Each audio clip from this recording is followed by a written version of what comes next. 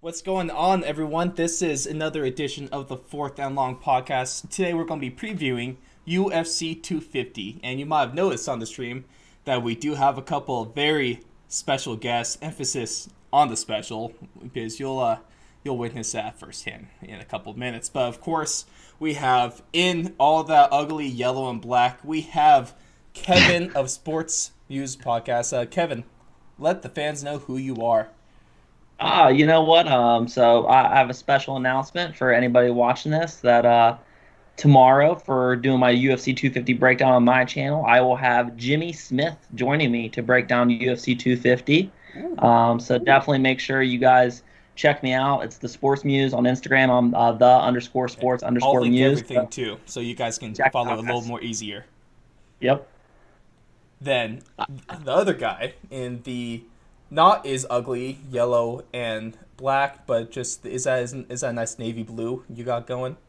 Yes. Okay, this is James Nutter, and James, tell us about yourself real quick. Well, I'm a devout MMA fan, and me and Kevin here from the Sports Muse have been watching UFC since like UFC 30 or somewhere around there. That's pretty tenured. And I watch. Yeah, it's we've seen a lot of wild shit. But yeah, we began watching back then, and it's really the only sport I follow anymore. I'm kind of back into football, but I'm unlike you guys. I don't have a sports podcast. I do review books on the Fantasy Network here on YouTube, so you can check that out if you're into that kind of nerdy stuff. But yeah, pretty excited to be here. I love it. So, it's we've seen there's a lot of people take it with a grain of salt because it is Twitter, but there's seemingly a negative connotation going to this card in the lead up. I think a lot of people mostly just mad about because it's not a bad card. I think most of the frustration maybe comes from the main event being a women's, but it doesn't matter because it's the GOAT of women's MMA we're going to be watching. And so, Yeah. I got no problems with this card. What do you guys think about this one? Honestly, like looking at the card, I love the top three fights at the very least. Like I think the top three I would definitely watch anytime. And then the rest of the main card I think's really nice as well. You know, you had a young up and comer in Sean O'Malley. I'm always a fan of watching Neil Magny scrap. And there's a lot of just fun action fighters on this card. So honestly, like it's not like the best card in the world, but I think it's a really solid card. Yeah, I'm a little higher on it than just that. I think that this is like an A minus to B plus card. Um, I think Amanda Nunes is something special that as MMA fans and as the sport grows, I think we'll talk about seeing her perform, in 10 years, to whoever's listening or kids or whatever, what have you. But any event with her is special. I actually think Felicia Spencer is an interesting opponent. I was kind of not sold at first whenever that was the only fight on the card, but now that it's filled out, I'm actually really excited for it, and I'm interested to see what happens because I do think that Nunes could be caught on the ground. There's a lot to that fight. There is, which we'll get to in a couple of minutes here. Yeah, Um, and yeah. just real quick, one thing that's kind of interesting about this fight is also we've talked about the bantamweight division before, all three of us, about how interesting it is, and I would just like to say that this is a bantamweight heavy card, and that gets me very excited. I think the fight quality of this card is going to be extremely high. If you guys saw any of the videos over that we made, that we recorded last week, we saw James get a little into his little rant about the bantamweights. But of Yes. course, he was 100% correct. You guys should all go check that one out. He was only spitting straight facts right there. That's But all I do. let's see. Let's get into this first fight we're going to talk about real quick. We have the son formerly killed by Ori Masvidal. We have Chase Hooper, who they actually do share very striking resemblance between each other. I think we finally had on Twitter Ben Askren finally claiming Chase Hooper as his own, which is very nice to see. I love seeing some father-son connection over like that. But you and James, you want to start us off with your kind of breakdown of this fight? Well, to be honest with you, Hooper's opponent, I don't know a ton about, but looking over his record and kind of like where he's been, I think that this is a pretty good setup fight for old Hoop Daddy. I think the Teenage Dream is, I think this is like on purpose to give him a strong showing, kind of like what they've done with Greg Hardy. Not saying that the guy can't win or anything like that, but I do believe that Hooper is probably pretty convincingly going to finish this fight. Mm-hmm. And I don't know, is he popular? Like I feel like he's popular in the MMA community, but is his social media following there? Kind of curious. I think he's more popular to like the in crowd, like so like UFC professionals like us. And so Yeah, he only has 36,000 followers. And well, he needs more then because he deserves it. I agree. And also Alex, is it Caceres? Is it Caceres? Caceres. He's actually a pretty exciting fighter, so I actually think this is going to be like really, really fun to watch. Well, he does have a very nice throw going on right there, over on the UFC website at least. So, yeah, he's an exciting fighter. I'm looking forward to this one. It's a great way to cap avoid off the saying his name. Right? That's why I always do. Yeah, I definitely think Bruce Leroy is somebody who his record doesn't really show it. Mm-hmm. But he's able to test anybody who isn't on their A game. We've seen him, press a few opponents, and he's talented enough. He's just physically limited as an athlete, and I think that's really what holds him back. When you're working at those lighter weight classes, you're talking about some of the best athletes in the world because they have no other professional avenue. Mm-hmm. So I think that's what kind of holds him back. But I do think this is the opportunity, and this is a great like kind of gatekeeper sort of fight for Chase to really see what he's got. And we even saw that with his last fight. Was it David Tamor or was it his brother? It was Daniel Tamor. Yeah. Okay. So we saw that last time, and I think Chase Hooper is real. So I think this is another awesome fight. Yeah. I dig it. Let's roll on into the main card then. James, you're kind of going that this could be more of a setup fight for Hooper. And I think we could say the same for this one because we have the Sugar Show, Sean O'Malley, going up against Eddie Winland. And if we're being honest, it's not... Unfortunately for Sean, it's not a top 15 opponent like what he was originally looking for, especially when there's a lot of speculation that maybe him and Marlon Vera is going to be next. That's not happening now. Mm-hmm. But this is still a good opponent. It's still mostly, if we're being honest, Sugar should roll over this guy. Probably get another first-round finish like he did in his previous fight a couple months back. What do you guys think about this one? Kevin, you want to lead us off with this? Yeah, so Sean O'Malley's a super fun fighter. Yeah. And there's probably better odds that he fails the post-fight drug test for marijuana than winning the fight. Eddie Wineland's a tough dude, but he's one of those guys where he took a ton of time off. We didn't see him for a very long time, and the games kind of passed him by. But again, in the same way that I was talking about Bruce Leroy is he's no slouch. You know what I mean? He's a tough guy. He can take a shot, and he'll throw some bombs at you. And if you're not careful, he'll counter you up. So speaking on that term, this should be a fight that Sean O'Malley definitely wins. But again, if you take him lightly, you're going to be in for a rude awakening. Mm-hmm. But yeah, I would expect, if I had to guess, I would probably say Sean O'Malley, second round TKO. Second round TKO. It's not a bad one.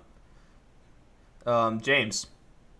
Yeah, I hate to just continue to echo what you guys are saying, but yeah, I think this is, again, UFC hopes to know who's going to win this kind of fight, and hopefully, Sean's taking it serious. I was really impressed with his last performance. I thought he came in looking very in shape, mm-hmm. and looked like he wasn't playing any games. A lot of times when you get that early success in your career, sometimes it can really derail you and take you away from what's important, which is staying in the training room. And I don't think that's the case with Sugar Sean at all. And I'm glad to see him that he's staying active in all this craziness. So I think it's going to be a good performance. Mm-hmm. He, like you were saying, he definitely stays focused with these, even though we all know that the UFC, if not only wants, but they kind of need Sean to not lose this fight. Otherwise, that's going to look pretty bad for his future, if we're being real. The only games he does play are the ones that he streams over on his channel. But besides that, man, he's kind of a killer once he gets going. He looked really good in his last fight, and then I'm really excited to see what he can do second fight after like over a year layoff. So hopefully we get some fireworks from him because we all know he's an exciting fighter, and he brings it when he really wants to. Yeah, I think Eddie will get after him too. Like, I think you'll see Eddie push the pace. Hey, So the finish is probably a good bet. yeah. So I'm going with the first round TKO for Sugar Sean. James, can we get your prediction? You know what? I'll go first round finish. I actually think it might go to a decision, Hmm. even though I just said Eddie would push the fight. Um, mm, uh, See, the thing about those crafty the guys who've been around the block, Hmm. is they know how to survive. Like, for instance, I mean, Woodley against Burns, like he He survived, looked right? awful, but And he survived. looked Yeah. awful, but he survived. And that's what happens when you get to like the highest level in the UFC. So, you know what? No, I'll take Sugar Sean by decision. Actually, I'm gonna take Okay. Sugar Sean by decision, Okay. I just to be like. different. I'm okay with that. The next fight on the main card is a welterweight bout, unranked, between Neil Magny and Anthony Rocco Martin. Honestly, it seems like a card that or a fight that you could slip into the prelims if we're being honest. Especially, to me, it's not fair to the fighters, but for me personally, it's kind of hard to get into this, especially in the welterweight, where it's unranked, and that welterweight division is already absolutely loaded with talent and fights that can be made. So it's not a meaningless fight, but these guys aren't really going to be, like, no offense to them, but they're not really going to be making a splash anytime soon. So I kind of want to start this one off Okay. because I feel the exact opposite. Okay. Uh, Let me hear it. I'm a big like he's not the greatest fighter and he clearly has hold in his game, but Hmm. I love watching Neil Magny fight Okay. because two things are guaranteed in every Neil Magny fight. One, he's going to push a pace. Two, he's going to get rocked and he's going to get hurt. Now, he doesn't always lose that because we saw him take one of the worst beatings I've ever seen. Hector Lombard gave him. He 10-8'd him, about as bad as a 10-8 you can get. And then Neil Magny 10-8'd him in the second round. He hit like 100 unanswered punches in a row. He literally had him in full back mount, flattened out for like 3 minutes of raining down punches, and then finished him in the third. Um, and Anthony Rocco Martin, it was one of those things where we are talking about him a year ago as being one of those dark horses in the division until Damian Maia does what Damian Maia does, and he shoots on you, and you can't stop him, and then he strangles you. So at that same time, Anthony Rocco Martin, is somebody who, like I said, we were speaking highly of. Neil Magny is a guy who has been really, really active in the past, hasn't been so active recently. But I think this could be a really fun scrap because I honestly don't know if Neil Magny can have a bad fight. Now, I do agree with this doesn't have the most stakes held, you know what I mean? Like, Hmm. it's not really a big deal if either fighter wins as far as the title picture is concerned. But this is definitely a fight I want to see, and I would be pretty shocked if this fight disappointed. Fair enough. I will jump in here. Yes. Please. I feel like about Neil Magny, like I feel about Joe Lozon, is that Joe Lozon at some point was not going to compete for a title anymore, but Mhm. I was always psyched to see Joe Lozon on the card, and that's kind of how I feel about Neil Magny. I do not care for Rocco. I'm just not a I don't know. I've seen him fight, a handful of times, and besides whenever Maya did Maya things, I just think his fights are a little boring. Most go to a decision. I think he had a head kick finish with a TKO after. I mean, it's not that the guy isn't dangerous or anything like that, but you remember how I was talking about people surviving. I feel like since he's started to get higher ranked opponents, he just hasn't been finishing as much. So for me, that doesn't going to decision doesn't mean you're a boring fighter, in my opinion. No. Like I find Valentina Shevchenko to be extremely entertaining. Hmm. She gets finishes, but sometimes she will go to decision as well. Rocco's not that kind of guy. I don't really enjoy the strategy that he implores, so I kind of understand where you were coming from, slipping into the prelims, mainly because I actually think our prelims are very good. Yeah. Brian Keller versus Cody Stamen. I always mess up his name. And Formiga versus Perez is also a great fight. So I kind of understand what you were going with there. And I'm not a huge Rocco fan, but I'm pumped for Neil Magny. And I definitely think my prediction, Neil Magny. I'm going to go by decision because I feel like Rocco is probably going to be maybe hesitant to engage, Okay. which could end up in a kind of a. It won't be boring. I don't think it'll be boring. But I'll take Magny by decision probably. Magny by decision. Kevin. I think you're gonna get a lot of weird scrambles in this fight because again, Neil Magny can wrestle, but he gets taken down a lot, but he like scrambles and he's strong, and So this could be a weird fight. We could see like a weird scorecard. It could be one of those wonky decisions where you think it's going to go one way, but it goes another. Mm-hmm. But I kind of see Neil Magny 29-28. 29-28. I'll ride the train with you guys. Neil Magny, but by TKO late in the third round. I like it. And let's roll into the third fight on the card. One I'm really looking forward to, because assuming that the Peter Yan and Jose Aldo fight it's not official yet, but assuming that's going to be going ahead as planned for the vacated bantamweight title, this presumably is going to be for the number 1 contender spot.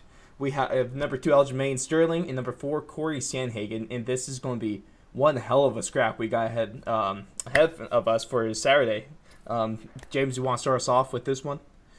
Yeah, man, this is such an exciting fight. And I think this is the fight for me that takes this from a B minus card to a B plus A minus, because Aljo is the man, and absolute stunner is Sandhagen. I mean, Sandhagen is game as they come, a little bit less experienced than Aljo, and I think the strength of schedule is also with Aljo. However, with that said, John Lineker and Rafael Assunção are nothing to sleep on, right?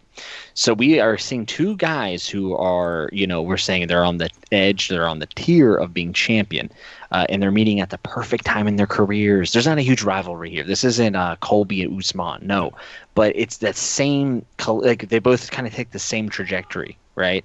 They, except the only big thing is Aljo had a little bit of a setback with the knee bar, but I don't know. This is a good one.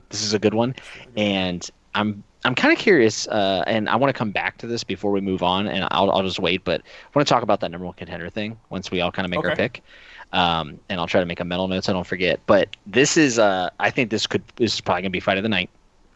Might even say a performance bonus, or these guys like to go, and I think Aljo has a lot of decisions. But I think he can finish a fight. Like, I think he puts it all together very, very well. And he's improved the last 2-3 times I've seen him. So, with strength of schedule and just overall talent, I actually think Aljo is probably going to... I think he'll win this. Okay. Kevin.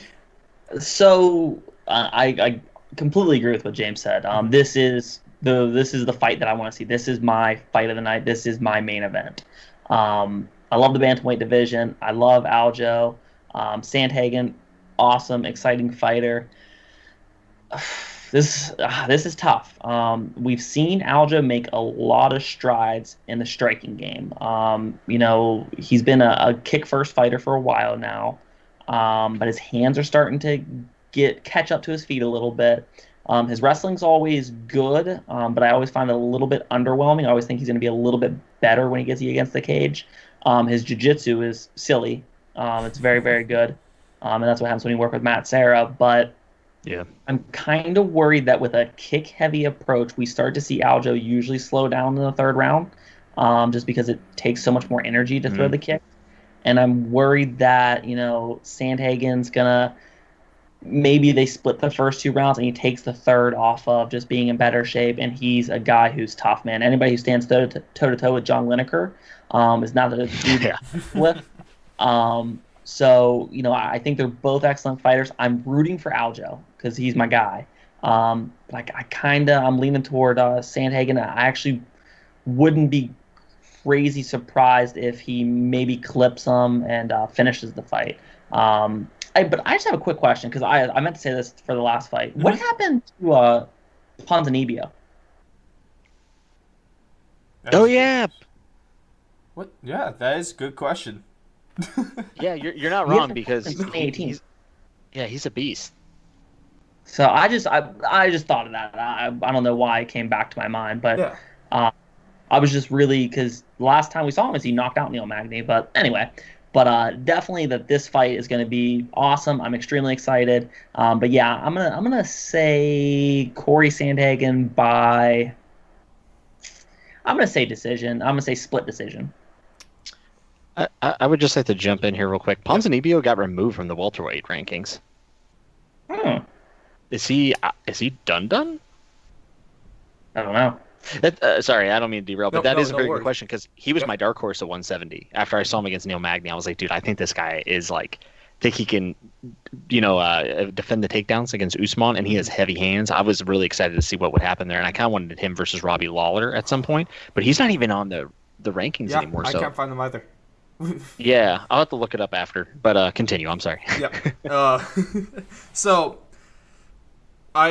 when this card first got put together and all the fights were announced, I saw this initially as the dark horse for fight of the night, and then as time kept on going, and I was kept on like kind of doing my studying and like pretty much getting hyped for this card, and I was like, no, there's no reason for this to be a dark horse. This should very well be the favorite for fight of the night. Yeah. Maybe not performance of Agreed. the night, because we might get performance of the night by just, of course, the champion Man Nunes in a second, which we'll talk about in a second. But this should be the favorite. This is going to be a very exciting scrap. Man, both these guys can go. Kevin, you were saying, like, I think we can all agree, at least most of us can agree, that we want Aljo to take this because, at least if I believe that this is going to be for a number one contender spot, I think there's so many people out there that know that Aljo is deserving of the opportunity. But Corey Sandhagen is there to kind of ruin his moment, and he very well can. But, I'm going to roll with Sterling on this one. After 3 rounds of fighting, we're going to get a unanimous decision. Nice. I like it. And then, James, you want to talk about the number one contender kind of thing? Yeah, we talked about how deep this division is, on the last show, and it's kind of impressive. But we keep talking about Aljo, maybe Sandhagen now getting number one contendership, which either of those would be fine. We also have Moraes; he's hanging around. Assunção is always somebody to talk about. Moraes also called out Dominic Cruz too.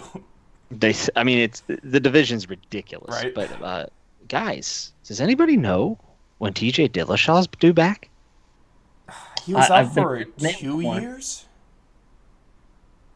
Wait, it was 2 years? Damn, I thought that it was a 2-year suspension. Wait a second. Maybe it was only 1 year. No, Was it you're the right. 2? 2 years. So we got some time to kill before he comes back. Wow. Yeah. Wow. Because I was just thinking him or Rice might be number one contendership if he's due back in like the fall. But no, he has a whole nother year. Yep. That's what you get when you literally inject yourself knowingly with steroids. Wow. Yeah. A career. I mean, he was in his prime too. Yeah, and now he's going to be out of his prime. But that's why this suspension was so big. This is why it kind of sucks that I didn't have a show when this first went down, because this would have been some juicy stuff to talk about. Yeah, no, Would have been real juicy. his career pretty much got, at least got derailed. If not, his whole career got ruined by that 2-year suspension. But I don't feel bad for him, cheating piece of Hey, crap. talking about TJ Dillashaw, our next fight, Assunção, has split fights with TJ Dillashaw. Isn't that insane?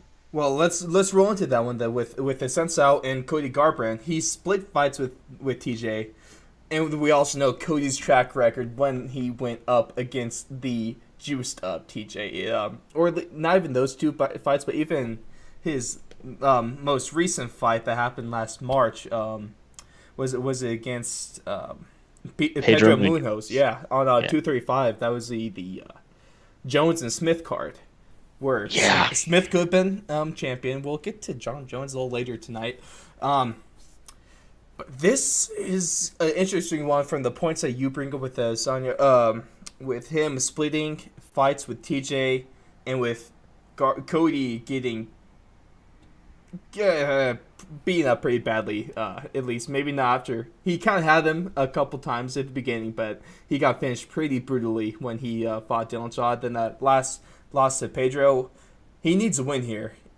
And he really, if there's anyone in the UFC that needs a win, it might be Cody. What do you guys see going to this fight? Kevin, you want to lead us off? Yeah, I think it's not only, Cody Garbrandt needs a win, but I think the UFC needs him to win, or else he just falls to completely irrelevance. Yeah. I'm going to list every fighter that Rafael Assunção has lost to over the last 9 years. TJ Dillashaw, Marlon Moraes, and Corey Sandhagen. That's it. That's the list. Yeah, those are pretty good names. Yeah. Talking about the guy who might be fighting for the number one contender. We're talking about a guy who just fought for the title. And we're talking about TJ Dillashaw, who was the title holder and was fighting, wanted to fight for a second title. You know what I mean? That's right. Yeah. But yeah. So we're talking. I mean, I've said for there's probably ever since I would go back to 2014, 2013, about when he fought TJ Dillashaw, that Rafael Assunção was the most underrated fighter in the UFC for a long, long time. Yeah. He's not the most, like, he doesn't have boring fights, but he's so technically sound. And, you know, he's right on it. And on the flip side is Cody Garbrandt's the exact opposite. He's not very technical. I'm not saying he doesn't have the ability to be technical, but this dude's pretty much reckless. So with that being said, I don't know. I don't think Rafael Assunção has the power necessarily to put the lights out. But if he catches him cleanly, which is possible because when Cody starts getting touched up, he just starts throwing from the hip. Mm-hmm. I mean, madman, overhand rights, overhand lefts, and it's just like a rock'em sock'em robot. And if Rafael counters him up there, yeah, he can put him out. Just real quick to that point, that's what's got him in trouble his last 3 fights. So do you think that he has had the brands? Of course, I know that one of the greatest striking coaches, Joey Rodriguez, go check out an interview, has taught him right over there at the Team Alpha Male gym. Do you think he changes his strategy, or do you think he's able to, like kind of this late in his career, to change his mindset when he does get rocked? I think that's the kind of fighter he is, to be completely honest. I think that's a mindset. I think he has the technical ability. I think he's a great fighter. And he has extremely talented wrestling that he does not use. But that's just the kind of guy he is. And you kind of get that sense from him from a personality standpoint, that he's a guy who he's not happy with winning a fight. He's happy with, like, killing you with punches. Yeah. So with that being said, I do feel like this is stylistically, because he's the superior athlete over Rafael Assunção. And Rafael Assunção doesn't really have extreme power. So I do feel like this is a nice, great name for Cody, and it sets up to his skill set pretty well. But Rafael Assunção is like the ultimate, like, technician. Mm-hmm. And if you aren't sharp, and one time you make one mistake, and you know what I mean, he'll get you. He's an ace on the ground. He's an extremely, extremely, extremely well-rounded fighter. Mm-hmm. So this is a great fight itself. I'm gonna say Cody wins. I think he might knock him out. Is there something about Assunção's game that makes you feel that way? No. So we're talking about Rafael Assunção has been fighting at such a high level for a while now, and he's 37. He had his first professional fight in 2004, so we're talking about 16 years he's been in the fight game. So you're saying it's time for him to start to get on that decline a little bit? Yeah, I might see a little bit of a decline, but like, he's lost his last 2, but they're against 2 of the best in the world. So I'm not saying he's already started the decline, but it's one of those things that we kind of talked about with the Woodley breakdown. Is, you know, is this maybe the fight where you're like, okay, Rafael Assunção's not the guy, because he should have got a title fight a long time ago. But I don't know if he's that same animal anymore. It's very fair. Another. Give us your take on this one then.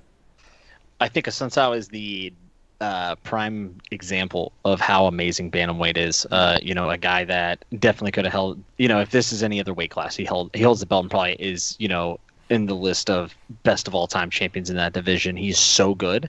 It was really shocking when Moraes choked him out. Like, very shocking. It was kind of a rude awakening, you know, that Moraes was legit. Also, that maybe Assunção is in the decline of his career.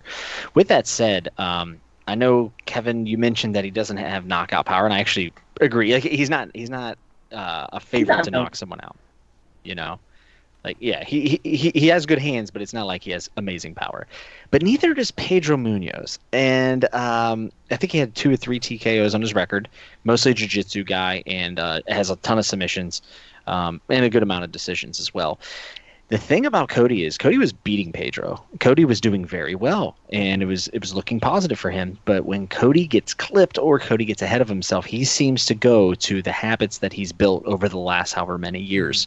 And if there's, I was actually going to pick Cody, okay, and then I saw Woodley fight, and I just thought, Woodley to win this fight against Burns can't do what he always does, is put his back against the cage. And I think there's absolutely no way a Sensao makes this an easy night for him, unless if it's, a quick sparks him in the first round within the first few minutes. I think this is going to be it's going to be a scrap. I think it'll be good. And I think that bad habits die hard, and I think Cody is going to get finished. Round? I don't. I'm going to say second round. Okay. I'm going to say second round. I just, man, when fighters have that success again, it's hard to break those habits. Mm-hmm. It's hard to break those habits. Totally and agree. I'm also a little afraid that he's not willing to hear those criticisms, maybe. He kind of comes off like that, but I don't know him personally, so Yeah. who the fuck am I? But I just don't see... It's unfortunate because I think this is the last time he could be like a semi-main event for a pay-per-view. I totally agree. He needs a win. He needs a win bad. And the UFC wants him to win because he's very marketable. People really picked up on him after the Dom Cruz fight. But, man. And also, I want to say something real quick. Yeah. People talk about like Cody as if he has no chin. He has an amazing chin. He eats bombs. It's just he eats too many of them. Well, it was his losses to, like, his 2 losses to TJ. It's not like TJ finished him with a couple shots. It took him a whole flurry to even knock him down. It was a repeated mistake, and that is what makes me apprehensive about picking Cody Garbrandt in any fight right now. Kevin, actually, I'll tell you what, when Cody was red hot, and he was fighting TJ that first time, and he knocked TJ down, I remember in between rounds, Kevin actually said, man, it might not be TJ, but someone one day is going to fuck him up because he is sitting down on his punches, and he is swinging. Like chin up, hands down, just spamming right hooks. And I was like, oh, you know what? He is. Like, that's a pretty good point. And lo and behold, the next round, TJ Dillashaw, counter left hook twice in a row, bap, bap, puts him down. And I was like, man, if there's a man that can call a weakness in someone live in a fight, it's the boy Kevin over there. It was a great call. It was a great call. I do want to say one thing that I think we might see is I do think that, Cody is well aware of how he's lost his last 3. And I think in the first round, we might see a different Cody Garbrandt.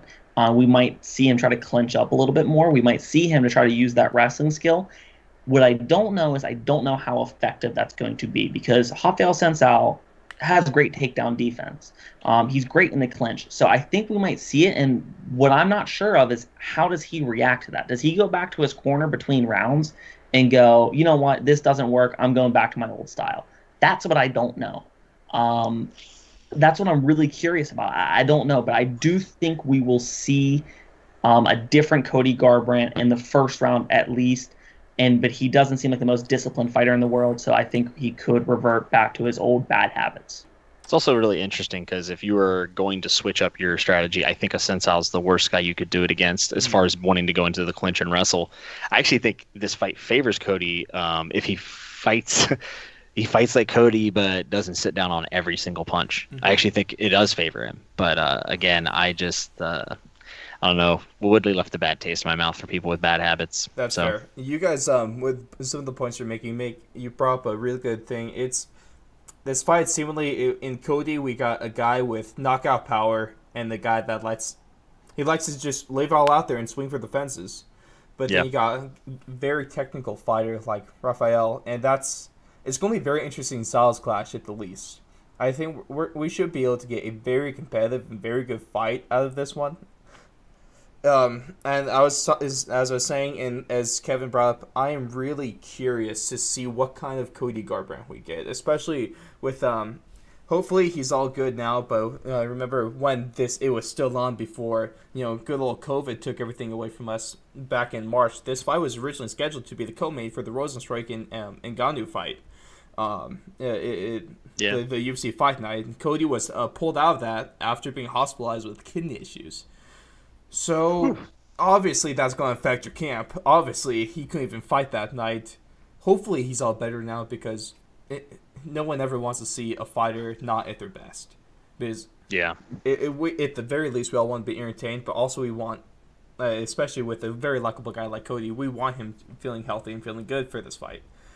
There hasn't been much news out of the camp or out of anything about any kind of holdups in his medical, so I'm assuming that he's like probably not perfectly fine because what fighter really is perfectly fine, but better at least.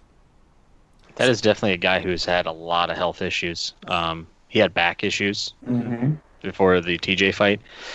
That's another thing, man. You can't really implore that wrestling ability that he does have in his very high level if your back's bad. Yeah, yeah, And backs, man, they don't heal. They're tricky. You can say that back is kind of important to a fighter's well-being, right? Yeah, definitely. Can we agree on that? Is that too controversial of a take, or is that kind of one that's a little accepted now?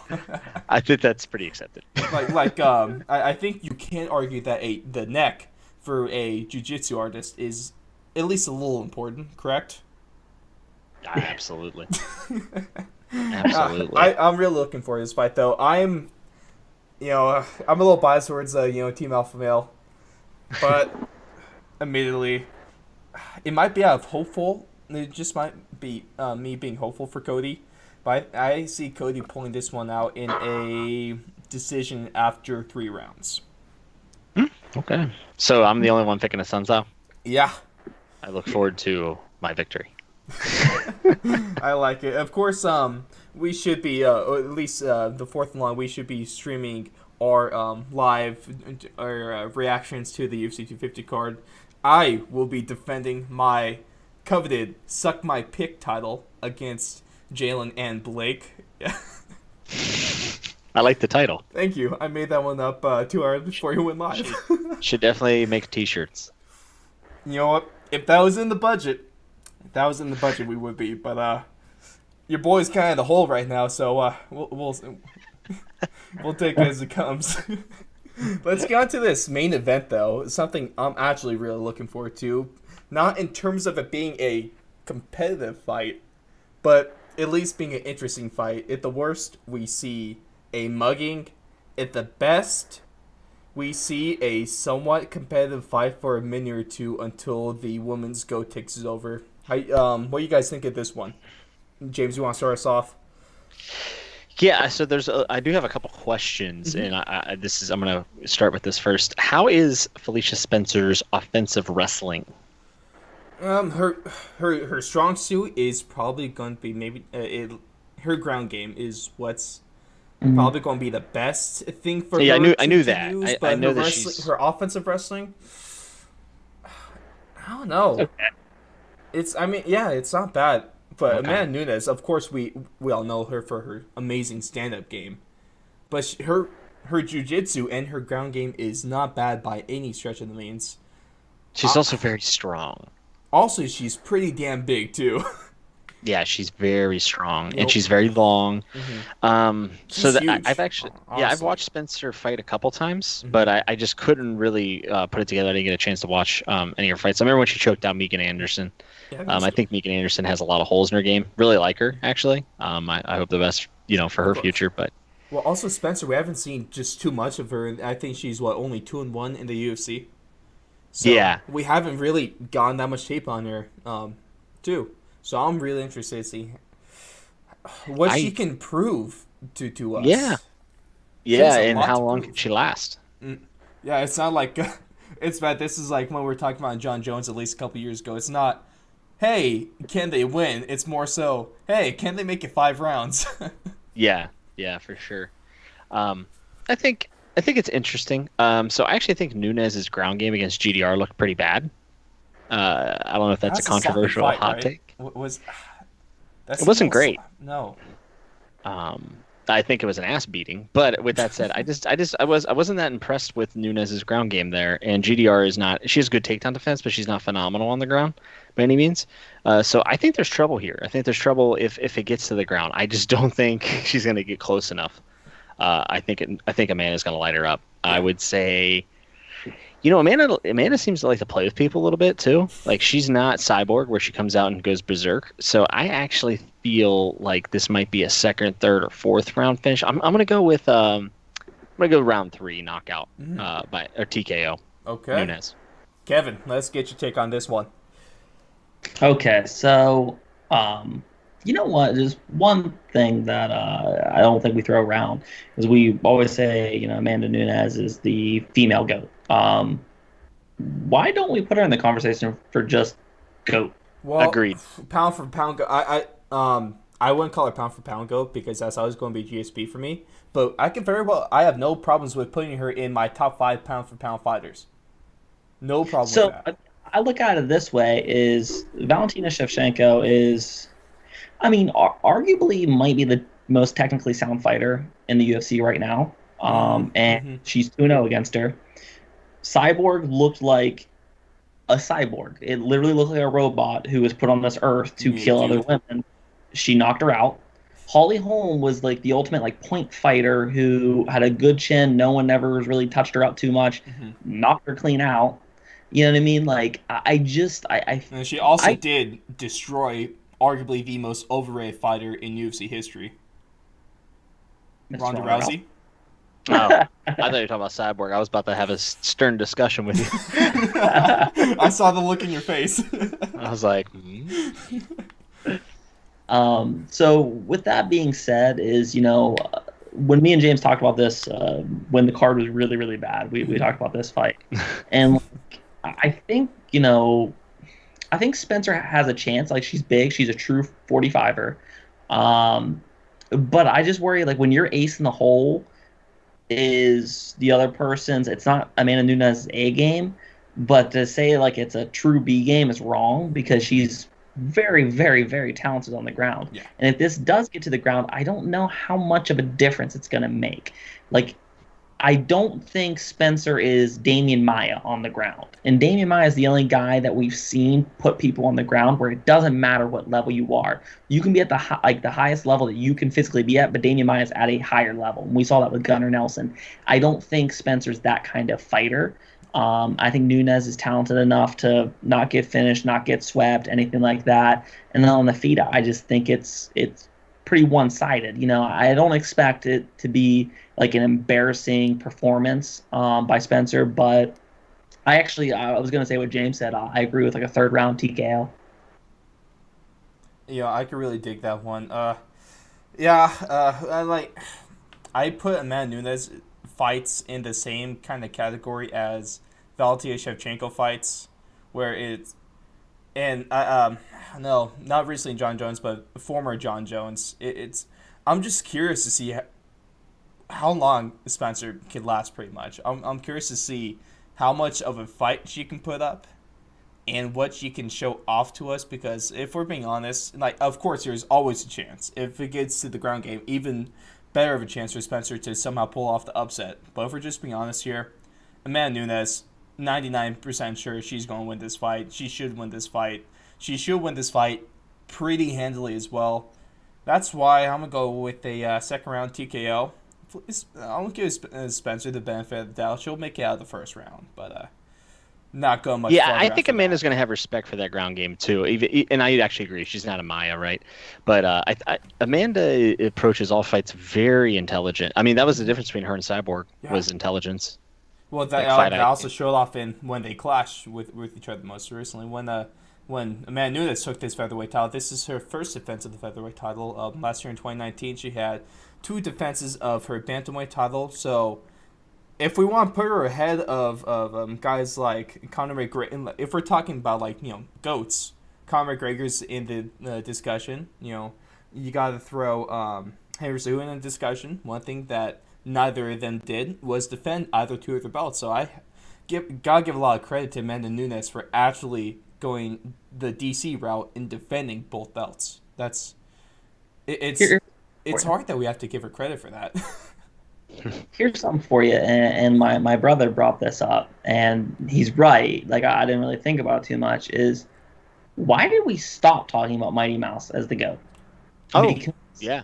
For a while, we talked about him, and then he lost in a controversial decision to Henry Cejudo. I Did thought he won. Cejudo make us forget about Mighty Mouse? Yeah, But kind we of. saw Mighty Mouse finish him in round one, and then arguably won a decision against him. Mm-hmm. Like, I'm not, no disrespect to Henry Cejudo. I think Henry Cejudo is a bad man, and I think that gave him the um, confidence to be what he ended up becoming. Mm-hmm. But it's just weird that like he lost a controversial decision, and now we're like, yeah, You make a forget really him. good point. You make a really Weird. good point there. Maybe it's because, I mean, Cejudo just kind of took his belt, kind of ran with it. He made it his own brand. The whole Triple C, the King of Cringe, kind of took everyone's attention off of Mighty Mouse, and then also it certainly didn't help that he got traded to one FC, where almost like of course like we got guys like us that, or at least I try to pay attention to. I'm sure you guys pay attention to it, but Yeah. if we're talking about most of the MMA world, it's UFC, maybe Bellator, and then you don't really talk about much else. If anything, Pride Never Die, but it's mostly the UFC, and so when you have a guy like Henry Cejudo take over the title of the bantamweights, or and then you also have his personality, and then you're not even having Mighty Mouse in the conversation, in the picture anymore. Like he's out of everyone's minds. That probably is the formula for him just not being out of the conversation anymore. I mean, I guess, but like, I mean, I understand what you're saying, but Yeah. I think with that same like breath, like I agree with you, but I think that's kind of what's wrong with MMA is like, No, I'm not saying um, that like I'm not saying it's like a right thing, but it's just kind of the truth, right? yeah, I'm not trying to crap on our No. audience, but like the idea that like MMA fans are kind of stupid, and it's that exact point where it's like, oh, it's not in my face, so it must not be true. Conor McGregor is the best of all time, and it's just like what? No. Like I don't get it. Sorry, Connor. Maybe third. I think Connor's. Maybe. I don't think Connor's in the maybe top top. Really? See, I would give him top 10. I would like top 5 where I'd be like, He's Now, never with defended with all this though, I love this. What we're going before we get like way too sidetracked. I think what needs to happen now is we need to have a conversation of our top 5. That needs to happen. man, it's the hard thing about the It's GOAT so hard to make a conversation is top it's so 5. arbitrary. Right? It's so arbitrary. Well- you have to defend a title to be in the conversation. Yes. I No, agree. no.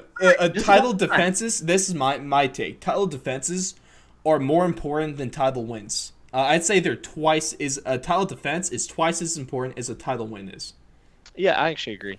It's easy to climb the ladder, but it's hard to stay at the top of the ladder. Yes. I mean, yeah, and the crowning achievement for GSP was not coming back and winning 185 or any of that. It was the fact that Matt Serra knocked him out and he came back and beat the piss out of Matt Serra. Right. Like, literally, that to me, that's why I didn't even like GSP whenever he was in the UFC at the time. Now I look back and I appreciate him a lot more. Mm-hmm. But at the time, and you just think about what he did, that was the crowning. It was actually when he lost his belt, regained it, and then went on another tear with it. That's what made him great. Mm-hmm. Which is also why Amanda Nunes, if it's not GSP, it's Amanda. Those are my two, and I don't put them in any order because I think the GOAT conversation is a little played out. It's more like 1A, 1B. It's Yeah. It's hard with And- pound for pound because pound for pound kind of makes it even. But can we really like humanly be able to kind of think No. through different sizes and try to put them on the same playing field? That's really hard to do. Also, do you go off their prime? Because if you go off their prime, then BJ Penn's top 5. If you go off their prime, Yeah. Anderson's number 1. Or do you do the career as a whole? There's so many different ways you could look Is at John this. That's Jones why- disqualified because he, injects jet fuel into his abs or whatever? It's really hard, but this is a conversation we're going to have. I'm telling you right now, we're going to have this conversation. We're going to have to. And hopefully it'll happen soon. You guys will just have to wait and see. We'll keep you on the edge of your seats. And just build the anticipation so you can be like super anticipating of this show. Just so we can all disappoint you like I do like to do. But there we go. That's going to do it for our UFC 250 previews. Very exciting stuff. I'm actually really looking forward to this card. We'll be hosting a watch along over on the Fourth Along YouTube. You guys are going to check out for that. Of course, it'll be everywhere. Those are always a good time. Love doing those. Love interacting with the fans. There's nothing like watching fights with the fans. That's the best part about it. But that's going to do it for our wrap up. Thank you guys so much.